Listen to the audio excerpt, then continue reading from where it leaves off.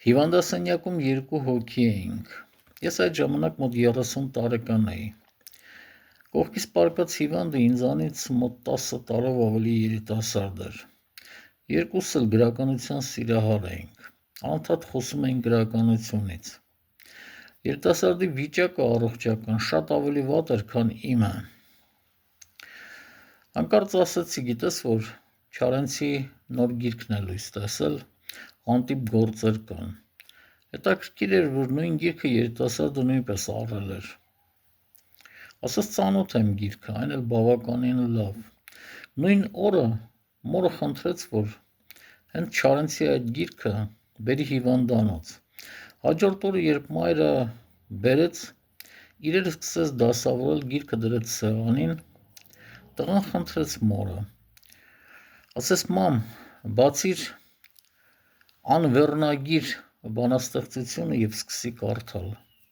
Մայրը բացեց, գտավ այդ բանաստեղծությունը և սկսեց կարդալ։ Իմ մահվան օրը կիջնի լռություն, ծանր, կնստի քաղաքի վրա։ Մոր աչքերից սկսեցին արցունքները հոսել, բայց մայրը շարունակեց կարդալ։ Կարդաց մինչև վերջ գիրքը դրեց մի կողմ ու սենյակից դուրս եկավ։ Հավանաբար լացելը քիչ էր, ուզում էր հեկեկալ։ Կես ժամ հետո նորից մտավ սենյակ, սկսեց իրերը դասավորել։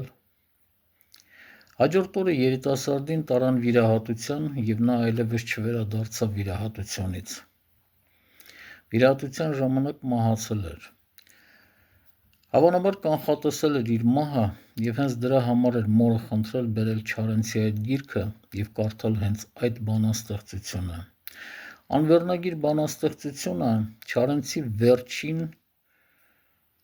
մահից մի քանի օր առաջ գրված բանաստեղծություններից